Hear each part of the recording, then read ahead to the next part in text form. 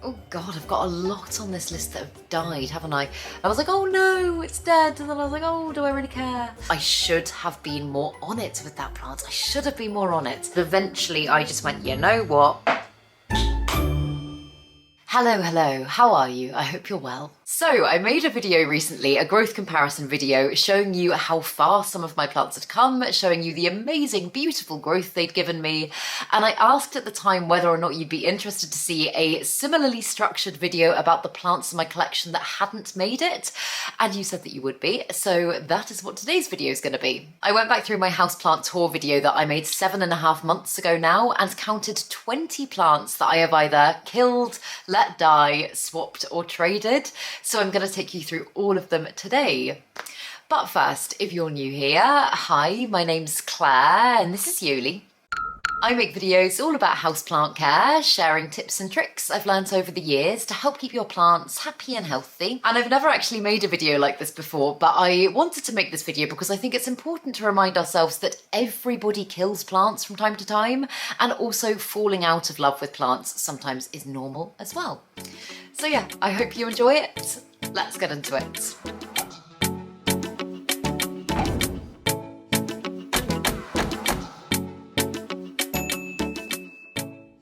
So, as I say, I'm going to take you through 20 plants that I no longer have and tell you what happened, tell you why. Realistically, there were about 24 things that I could have included, but 20 was just a nice round number, and the other 4 were just like cuttings and things that weren't quite so significant. So yeah, as always, this is in no particular order. But the first one on the list is a plant that very sadly died. I completely let this plant die. It is my Monstera adansonii Indonesian marble. And I used to love this plant so much. In fact, when I first moved into my flat here, it was growing on a moss pole and it got up to the point where it was, I think, about up to my shoulder. It was ginormous. And I really enjoyed growing the plant at that point. And then there just came a point where I found myself neglecting it quite a bit. And I was like, oh, it's not like, I don't know, it's just not exciting me anymore. So I decided to chop the whole thing up, which if you watch my other videos, you'll know is something I do fairly frequently if I'm trying to kind of ignite the spark for a plant again, I guess. I reset it and I start again. And so I rooted the cuttings. I put lots of them into little containers like the one that you can see in this clip. I did take a few to plant swaps over my time of living here, but those were the ones that you see in this video from my houseplant tour. Those are the ones that I was left with, and they got thrips pretty much, if I remember correctly, I think within weeks of me filming that houseplant tour. And as I say, I absolutely could have dedicated more time and energy to actually getting rid of them. But I think at that point I was kidding myself that I still liked the plant because I wanted to fall back in love with it. And so I did, very sadly, just watch it get worse and worse. I did kind of wash it down with horticultural soap and stuff, but it was very half-hearted. Looking at the clip, it does make me sad and I do feel bad, but sometimes, you know, like, I don't know, sometimes, as I say, you just don't have the energy for something anymore. So, yeah, I ended up throwing that one away. And that is something that and this is going to sound so stupid, but that is something that I have genuinely really struggled with as a plant parent in my time of owning plants. I find it really, really difficult to let go of things, to the point that at points in my plant life have been holding on to like 6 different types of one plant. Like if you've watched my videos for a while, you remember at one point I had literally 6 Philodendron silver swords that I was like, oh, but I love them so much, and at some point maybe I'll put them together. And it's okay to let go of things from time to time. I don't, like, I'm not an advocate for just like throwing a healthy plant in the bin if perhaps someone else could appreciate that plant. But if it gets to the point where something is not healthy and it is affecting your mental health, then I think that should come first. So yeah, that plant went in the bin. And then the next one. So this is a strange one. I included this one, although I do still have this plant. It doesn't feel like I do. And I referenced this plant, in fact, in the growth comparison update that I did a few weeks ago. And it is my Dieffenbachia sparkles. And if you just have a look at it in the clip there, just have a look at its markings, look at how the plant looks. I spoke about the fact that that one, again, got thrips. It was right next to the other one. That one also got thrips, and I chopped it right back. And I also reset that plant. And as it's grown back, this is what it now looks like. It's completely reverted and it feels like a totally different plant, hence why I'm including it in this video, because I actually at one point I did kind of think to myself, I was like, did I buy a new one, or did something happen to that? And then I asked in a video and you guys were like, no, it's just reverted. And I actually really do like the kind of weird way that this one's growing now. It almost feels like a little palm tree. So yeah, again, I'm very happy that I made the chop. It was definitely the right thing to do for the health of the plant, but I am quite sad that I don't feel like I've got the sparkles in my collection anymore. So yeah, that might be a little bit of a cheat one, but I just wanted to include it because it felt relevant. And this next one's a sad one. It's really, really sad. And again, this is another one that died. I did try and save this plant, but it was beyond help at this point. And it's the shingling section of my Monstera dubia, the one that used to go just in between the doors there, and it grew so beautifully there. I've still got the massive large form section of my Monstera dubia, which I totally adore, and that one did come from the shingling section that you can see in the clips. But I basically just took so many cuttings off the shingling, the shingling plant, that I think the plant kind of went into shock, kind of in the same way as you can get a spent node when you've chopped a plant in the same place so many times, it can't put out new growth. It had kind of done that pretty much all the way down because it was constantly putting off little offshoots, and because it was fenestrating and it was sizing up so beautifully, I was like, oh, I'm going to chop that and I'm going to conserve that fenestration and I'm going to try and get another really large form plant. And I personally think that the mother plant got a little bit neglected because I wasn't as interested in growing that one as I was in growing the big fenestrated section anymore. But also I think it was just hacked to pieces basically. So yeah, I did do some air layering. I desperately tried to rectify the things that were going wrong with this plant, but I think a couple of months now, I just went, you know what, it is just looking worse and worse and worse. I don't think anyone is going to have that much luck growing this plant now, so I did throw it again. I threw it in the bin, and that was such a difficult thing to do because that plant has brought me so much joy over the years. It's one that it's a really kind of unusual, quote-unquote, rare plant that I added to my collection, and I was just buzzing about when I got it. I remember I was so excited. And yeah, as I say, I've still got the huge section of growth that has grown from it. So technically I've still got that plant, but it's not the same plant, if that makes sense. But yeah, the mother plants, the fenestrated, that's what I'm looking for.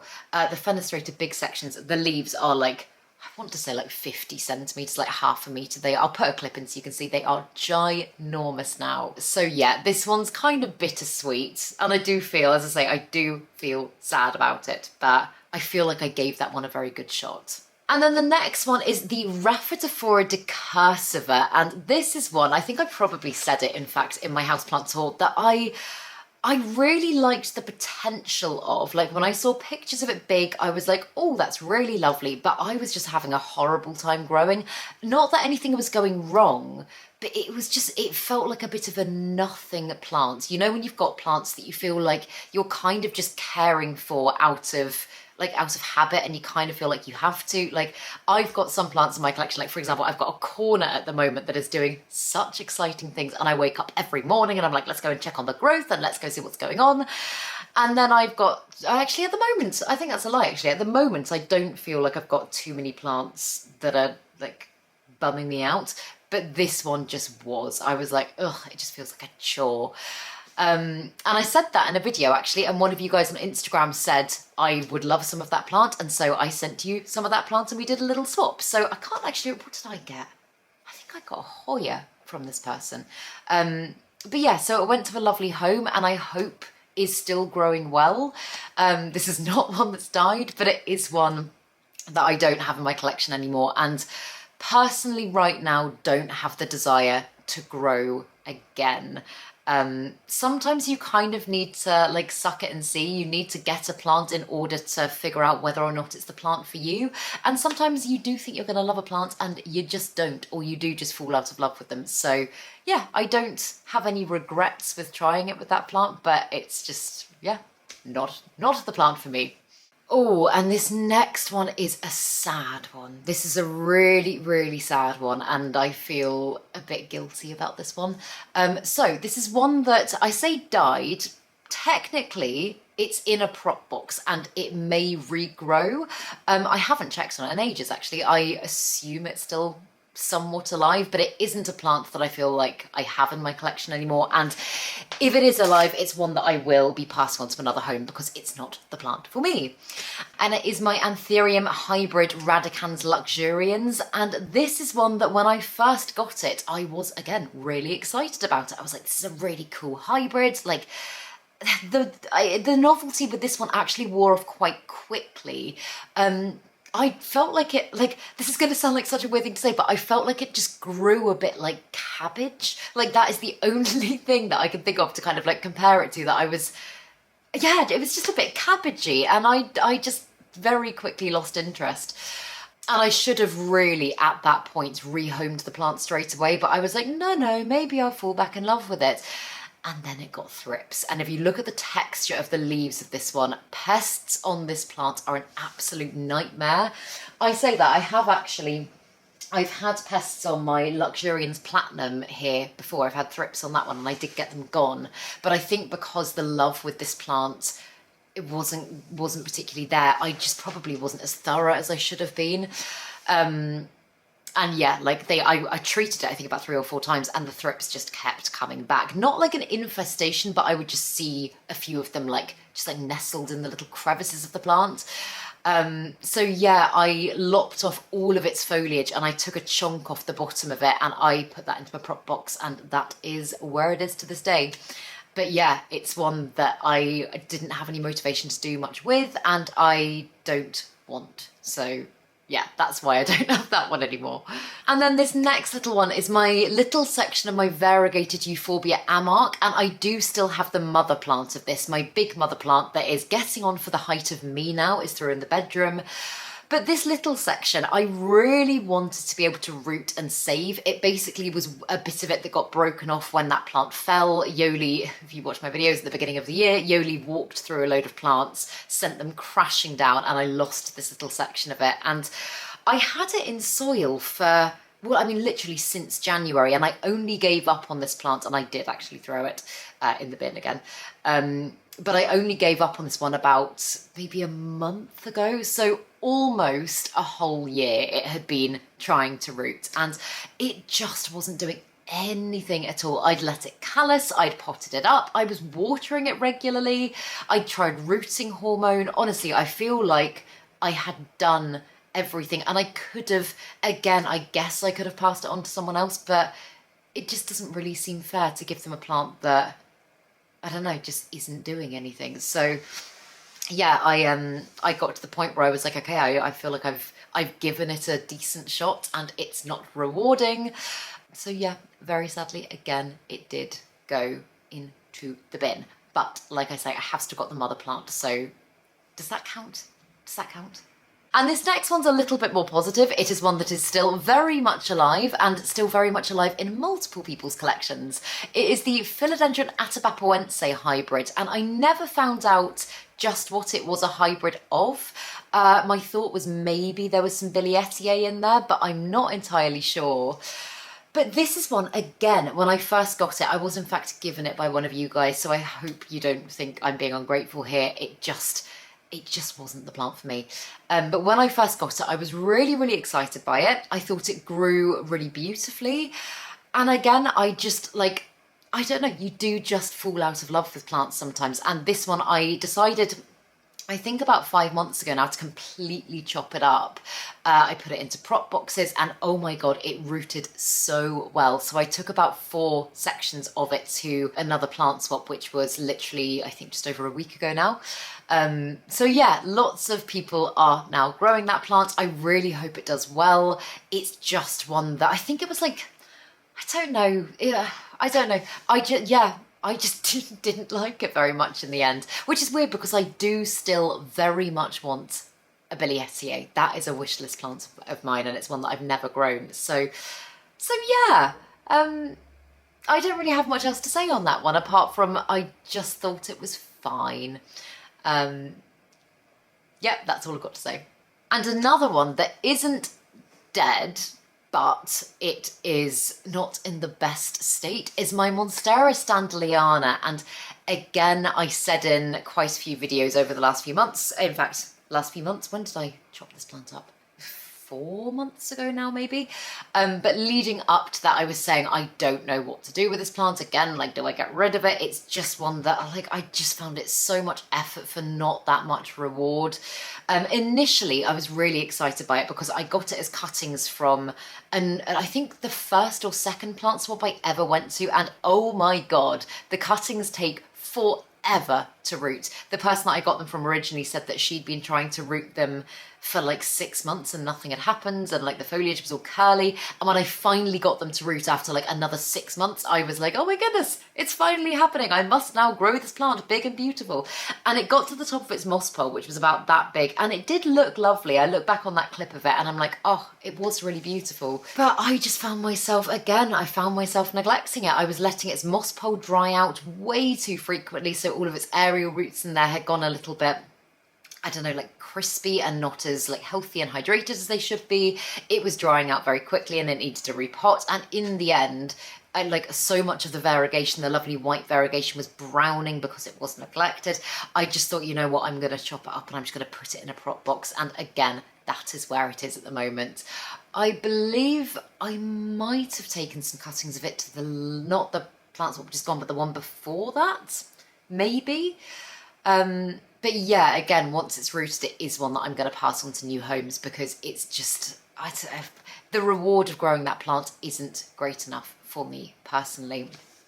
It is one though that when I see it in other people's collections, I absolutely love it. And I've said it before, it's funny that like sometimes you can love a plant in someone else's home, but for you it just doesn't tick the same box. And I'm not exactly sure why that is. In fact, a really good example of this is, as you guys know, I'm not a massive fan of orchids. Like apart from jewel orchids, I don't have any orchids in my own collection, but I've got a friend that actually has got very into houseplants recently, and she has got this beautiful orchid collection. And whenever I'm at her house, I'm like, oh my God, they are stunning. And it's so exciting, but I wouldn't want them currently for myself. So yeah. And another plant that very sadly died is my Biophytum sensitivum. And in the clip that you are seeing of it, you'll probably be able to see it gets its name because it's got very sensitive leaves. When you touch its leaves, they kind of fold up. And what I didn't realise, or I had heard this actually, but what I didn't take seriously enough, should I say, is that once it flowers, it ejects these seed pods. And it was doing that at the time when I filmed my houseplant tour. It ejects these seed pods and the plant itself very quickly goes to seed after that. So you need to harvest the seeds and replant them, and then essentially the cycle just continues. And I did do that. And if you watched my vlog video the other day when I was preparing to take my plants to the plant swap, I opened up a little prop box and I was like, there's nothing in there. I worked out that that is where I put my Biophytum sensitivum seeds to germinate and hopefully grow into more plants. And it's been months and so far nothing has happened. So I'm holding out for perhaps the fact that it might grow back, but the mother plant is no more. I think that happens, it wasn't that long after I filmed the houseplant tour, I would say within a couple of months. And I couldn't figure out what was going on with it at first, and I was like, I should have harvested the seeds and I should have chopped them all back much sooner. It is one that I would 100% have again. I've seen lots of people growing them in terrarium environments, and in fact we did put some of the seeds into a terrarium that Ross made, and so far hasn't grown back, but I think it looks really lovely in there. So So yeah, it's one that I would 100% add to my collection again. And then the next one is the Philodendron gloriosum. I've said it multiple times recently that I am trying to really downsize the amount of crawling plants that I have in my collection. And in fact, the only crawler I currently now have is my Philodendron Dean McDowell. I'm even tempted to chop that one up, to be honest, just because it is so impractical with this space. Like, I think you really do need like a large amount of space if you're going to grow crawling plants, and I live in a 1-bedroom flat and this is my primary plant space. So yeah, as you can might be able to tell, it's stressing me out a little bit, but I don't know, I'll think about that another time. But the Philodendron gloriosum, I had it over in my little cabinet on the side over there, and I traded that one. Again, I can't remember exactly what I traded it for. It could have been some Anthurium seedlings, but I can't remember off the top of my head. I traded it with one of you guys. Yeah, it's not that I don't really love the gloriosum, because I think it has the most beautiful foliage and that white veination is just stunning. But I feel like I can get that fix from other plants, and that one, the cons kind of outweighed the pros in the end for me. So I didn't actually feel that sad getting rid of it. I know someone on my Patreon had been wanting that plant for ages, and so we did a little swap, and yes, it was Anthurium seedlings that I got. I just remembered. But yes, I feel like I went to a good home. So yeah, but it's one that I probably wouldn't buy again. Definitely not yet, until I'm in a bigger space, at least. Oh God, I've got a lot on this list that have died, haven't I? But the next one is my Hoya Bella Louis Bois. And when I showed you this one in my houseplants haul, I believe it was in a plastic bag, essentially rehabbing because it had mealybugs. And honestly, I don't think, I've said it before, but since I have lived here, previously, I've never, ever dealt with mealybugs. And since I've lived here, I have dealt with them so much on and off, like fairly frequently. I don't know why that is. I don't know if it's an environmental thing, or maybe I've just got like, I don't know, like little ones lurking now. I don't know. But that one was taken down by mealybugs. I did so many isopropyl alcohol treatments. I really thought I'd got them gone a few times, but again, it just stayed in that bag. And I remember opening the bag, I can't remember how long ago this was, not that long after I'd filmed the houseplant tour, maybe, I don't know, maybe 3 months later or something. I remember taking it out the bag and it was just white and fluffy again. And I was like, for God's sake, I have done all I can. I don't know what more I can do here. So, yeah, it was horrible to look at. I guess I could have chopped it right back and propped it, but at this point I was just like, get the darn thing gone. And so, yeah, into the bin it went. It's one that I would get again. I really loved it. I thought it was beautifully variegated. It's very, I love the form of the Hoya Bella anyway. I've got the Hoya Bella Albo Marginata. I've got the plain green Hoya Bella. I really liked that one and I felt very lucky to own it, but yeah, it's a goner. Oh, my camera just died with no warning. So the next one is one that has gone to, again, a lovely home. So I'm very happy that this plant is no longer in my collection. But it is the Hoya SP Aceh Splash. And this is another import plant. And I know it's really quite an unusual Hoya. And when I first got this one, I had a lot of kind of Hoya heads on here being like, oh my God, I can't believe you've got that Hoya. That's such a cool Hoya. And maybe it is, but for me, I looked at it and I was like, it just looks like, I don't know, it just looks like something that you see kind of out on a UK dog walk. Like, it didn't interest me or excite me in any way. And I believe that was an Aroid Asia import.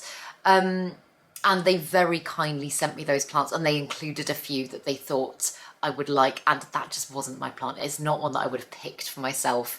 And so although that was incredibly nice of them, I would much prefer it to be grown by someone that really likes the plant.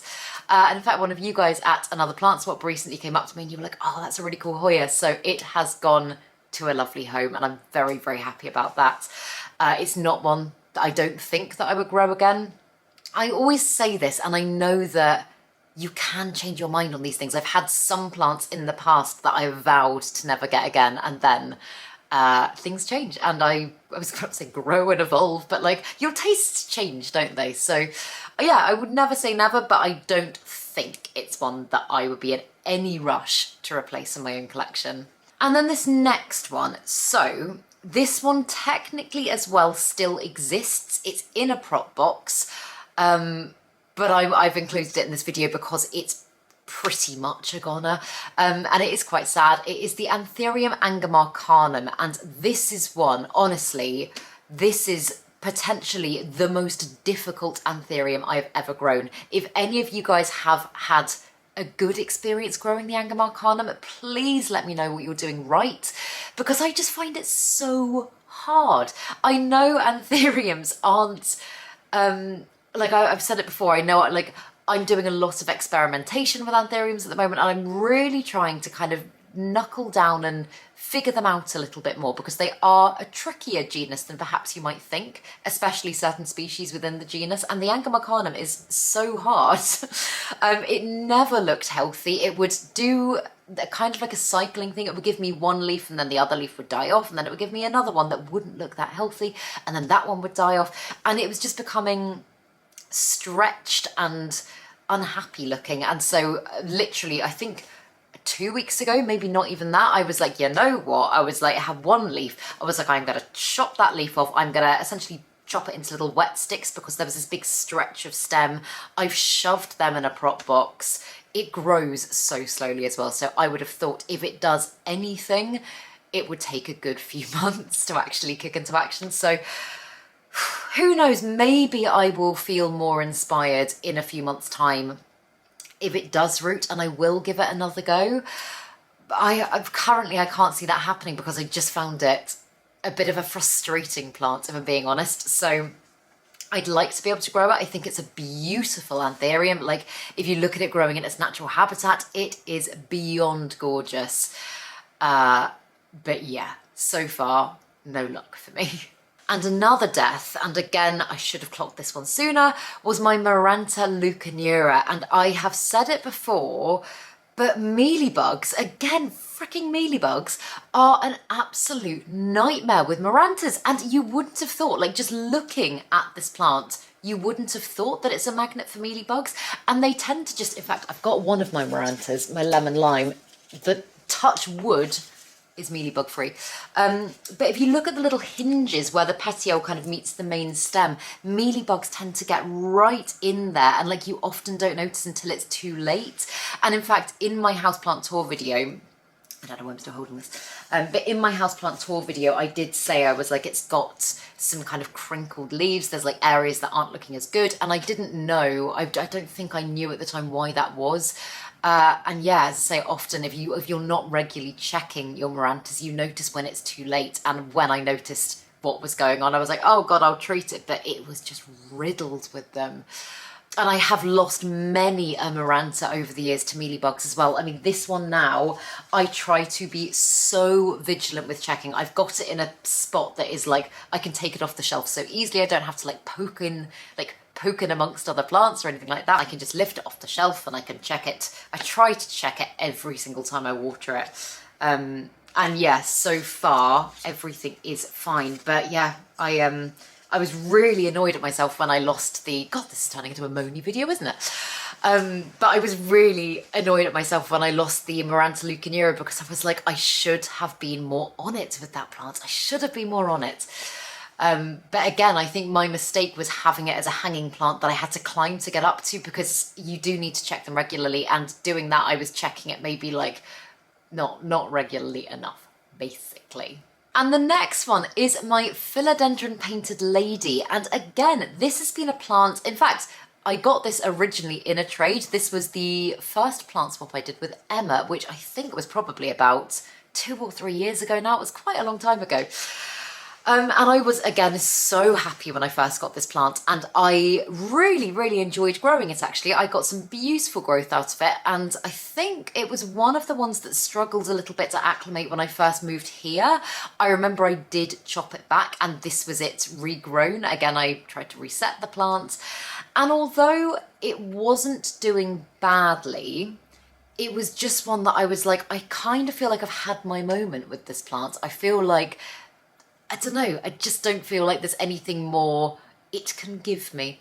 And again, this isn't to say that I won't get another painted lady at some point, because I actually really love the painted lady and I think perhaps I would. But again, someone on my Patreon was asking about this plant and they were saying, would you ever consider selling a cutting? And I was like, you know what? I was like, I've got the plant. I don't love it. Do you want it? So again, I was going to say we did a swap. I don't know if we actually swapped. I might have just sent it. If we did swap, I'm sorry. I can't remember exactly what we swapped for. But yeah, so I hope it's doing well. It's found a nice home. It would have had a much better chance with the person I sent it to than it would have done with me, I think, just because I wasn't in love with it anymore. And yeah, I don't have a lot more to say on that one. And then another one that I very much let die was the Philodendron domesticum variegata. And this is one I got from my friend Emma, Good Growing. And she wasn't particularly enjoying growing it. And as soon as I got it, I gave it a chop back to try and conserve some of the variegation. And I really went through phases with this plant. When I first got it, I was like, okay, I'm not sure this is going to be the sort of thing for me. When it started to regrow, I was actually really quite excited. At the beginning of the year, remember saying like, this is one that I am so excited to grow this year. I'm so excited to see what it does for me. And I just noticed that lots of its new growth was coming out very warped and very mangled. And to me, that's usually a classic sign of pests. And I was like, oh God, it was in my cabinet at the time. So it was constantly coming in and out, isolation, all that sort of stuff. And it had thrips, it had juvenile thrips that they would like reveal themselves with every new leaf. I'd think I'd got them all. And then the next kind of weird new leaf would unfurl and it would just look horrible. And it was also aurea variegation, which is very yellow and isn't typically what I enjoy. And it just got to the point where it just looked unhealthy. It looked unhappy and I wasn't getting anything out of it. So it was also only about this big. It hadn't grown much more than what you saw in the Houseplant tour 7 months ago. So that one went in the bin as well. I don't give up that easily with plants. I just want to make it clear. Like, I do try, but sometimes when, like, I don't know, you look at something and you're like, that looks just so horrible and it's not fun to grow. Yeah, it seems like just an obvious option. So I'm actually trying to get a little bit better with that. So I'm not going to beat myself up. I did throw it in the bin. Don't think I'll get that one again. Again, it's another one that I see in other people's collections. I think it looks beautiful. In fact, earlier today I was looking on Instagram and I saw the most beautiful, beautiful photo of it. And I was like, oh my God, I was like, why did mine never look like that? But I don't have any desire, I don't think, to get that one again. And again, although this one technically still exists in my home, I wouldn't consider it to be a plant in my collection. It's in the prop box. I've toyed with the idea of maybe trying again with it, but I don't think I'm going to for the time being. It is the Monstera esqueleto, and I've spoken many, many times about the fact that I find this a really hard plant to grow. I've had a few tries with it now. Again, speaking of Emma again, I got a section from her that she wasn't particularly enjoying growing. It was just giving her lots of runners. I got it onto a moss pole. It did okay for about 6 months. This is when I was back at my mum's. This wasn't the one that you see in the video. And then I can't remember, did I give it to someone else? I can't remember what happened to that original one, but I think I found it a new home. And then one of you guys very kindly said at the last London plant swap last year, you said, oh, go on, try it again. Like, I feel like you just had a bad time last time. Like, here's a lovely, healthy one. And it was beautiful. And I just didn't get on well with it again. So yeah, the one that you see chopped into pieces in the houseplant tour is when I was kind of trying to root it and try again. And I took 2 more sections of it, which are probably in fact the ones that you see in this clip. I took them to the most recent plant swap, and I have got one bit in the prop box. It's a plant that I'd really like because I think it's so cool and it grows so beautifully. But yeah, I just find it really hard and susceptible to pests and just susceptible to browning, and it's very fragile, and I just don't think it's the sort of plant for me. So talking about it and actually like saying it out loud, that section in the prop box should probably find a new home. So yeah, I was gonna say I sometimes consider like putting a thing on my Instagram story and being like, who wants plants? I just get so overwhelmed with Instagram messages, like so easily. So if I do at any point decide to get rid of some things or whatever, I will usually do it either on Patreon or like I will approach the person. I know some people don't do it that way, but that just feels the least overwhelming way for me to do things. But then this next one is another one that, again, I traded. It is very much still alive, and I believe, in fact, there's lots of sections of it that are still alive, and it is the Philodendron carola hybrid. And in fact, this is another one that I've got in my prop box, so technically it's still in my collection, but it's one that I said it in a video very recently. To me, it looks very similar to this one here, to the Burl Marks. I feel like foliage-wise, it's almost identical. It's just got a slightly different growth structure, and I don't feel like I need two in my collection. It doesn't, I don't know, it didn't bring me any more joy to grow than the Burl Marks. It wasn't like, oh, I've got the carola hybrid and I've got the Burl Marks. So yeah, I chopped it up, I reset it. I then was just like, okay, I forgot about it. It clearly lifts out of my collection very easily. So I took, I think, 4 sections of it to the last plant swap a week and a half or whenever it was ago. And yeah, it found some lovely homes. So yeah, I don't think I'd get it again. The section I've got in the prop box, I'm actually maybe tempted to pot up with this one at some point to maybe fill it out a little bit. I've got to say, actually, I'm not sure how much I'm loving this plant. Oh, we'll come back to this. But yeah, I'm trying to be not brutal at the moment, but I'm trying to really refine things in my collection. So I've only got things that I love. I'm not sure how much I love that one, but yeah, I will think about that later. Yeah, carola hybrid found a new home. And then the penultimate plant is another one that died. It is the Alocasia purple sword, and even in this clip you can probably see it's not looking particularly healthy. This is another classic example of one that I love in other people's collections and not my own. One of my really good friends has got the most beautiful Alocasia purple sword, and it's actually the reason that I wanted to get this plant in the first place. In fact, I think I'm right in saying actually that this was a corm from her mother plant. And yeah, I just didn't like it. Like, I just had no incentive to care for it. When it gave me new leaves, it didn't excite me. And like, usually new growth is like the most exciting thing in the world. I've got other alocasias that have a somewhat similar form. Like, I've got the longiloba. Is it called the longiloba? The white longiloba, silver? I don't know what you call it. But that one's got very purple backs and very long stems, and it's got similar characteristics, and I love that alocasia. That is one that really excites me. The purple sword just never did for me. So yeah, it died. And it's one of the ones that I looked into my cabinet one day and I was like, oh no, it's dead. And then I was like, oh, do I really care? So yeah, that went in the bin as well. And then finally, we are ending on yet another one that I killed. And actually, I'm a bit annoyed at myself here, because if I could go back and I could try again with this plant now, I feel like I might have made it work. But it was the Begonia albopicta. And this one again, so this for a very long time was the only begonia in my collection, because as you guys know, typically I haven't really been a begonia person. I've only started getting into begonia in like the last few months. But this is the only begonia I had in my collection when I first moved in here, and it was beautiful. It was giving me gorgeous growth. And then I can't remember, I don't think it was pest related, but I did decide to chop it up.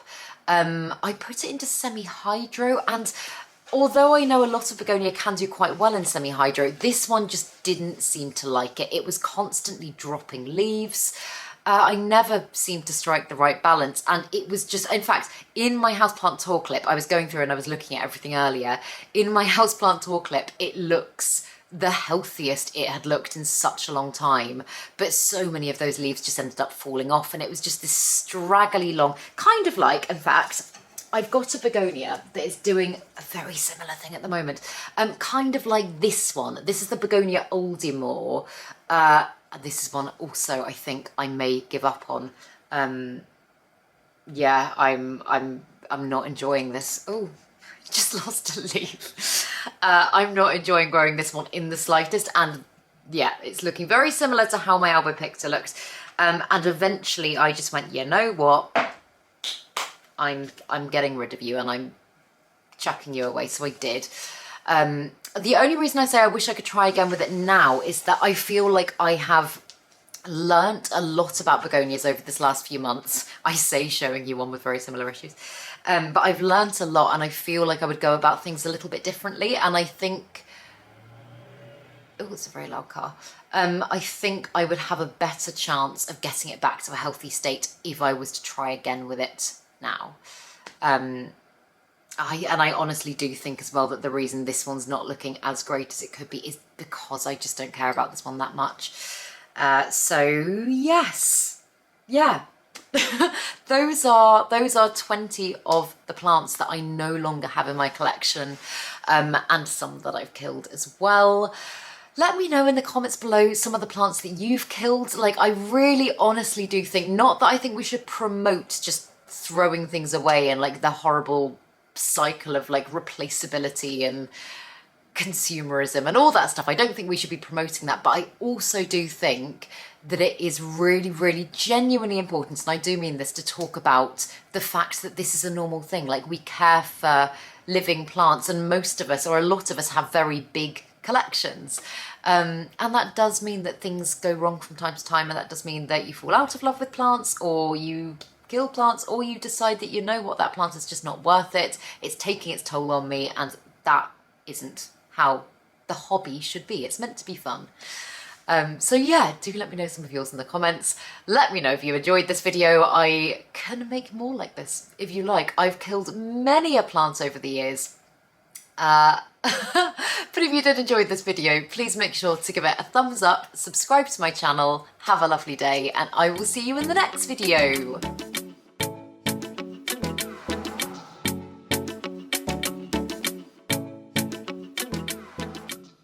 Stay sexy, plant lovers.